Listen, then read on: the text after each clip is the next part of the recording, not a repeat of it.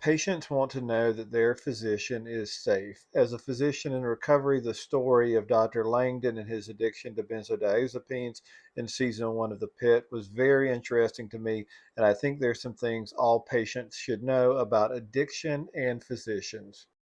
Number one, something that is somewhat unique to this story is Dr. Langdon was diverting medication at work and taking it while at work. While I think it's important for patients to know that most physicians who seek recovery or seek treatment for an addiction are not diverting and they are not impaired while at work. In fact, with alcohol addiction in most physicians, they're doing what physicians do. They compartmentalize. They may be having a personal life that is falling apart while maintaining everything at work. Number two, physicians experience substance use disorders on approximately the same frequency as the general population, meaning that over their lifespan, approximately 10 to 15% of physicians will experience an addiction.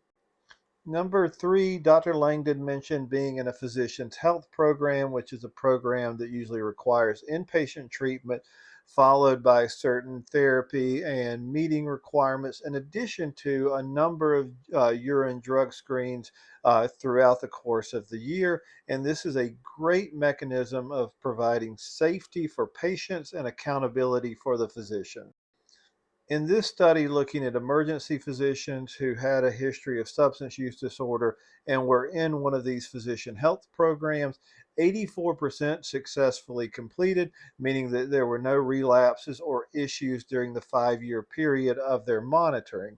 And this is actually a little bit lower than you see with other studies, which suggest a greater than 90% successful completion rate, probably because emergency physicians have more access to chemicals directly than other types of healthcare providers.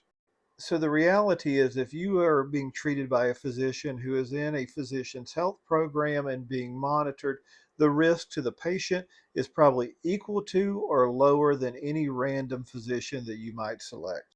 Number four, I think physicians have in general been discouraged from getting treatment because they know once treated, this is something they have to disclose on credentialing applications, licensure applications, and the system can be quite clunky and quite often punitive for those who have even successfully completed treatment, even if it didn't involve any patient care incidents at all. And I would close with saying physicians are human and substance use disorder is a medical condition.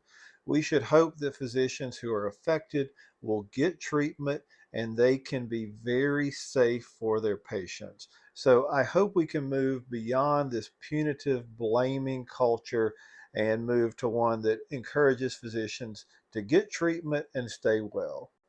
And a final note is in season two of The Pit, you can see this tension between Dr. Ravi and Dr. Langdon, and there's clearly been a breakdown of trust between the two of them. And this is another thing that folks in recovery have to acknowledge, that even when you're doing all the right things, it takes consistent, steady reliability and steady sobriety to rebuild trust. It is not an overnight process.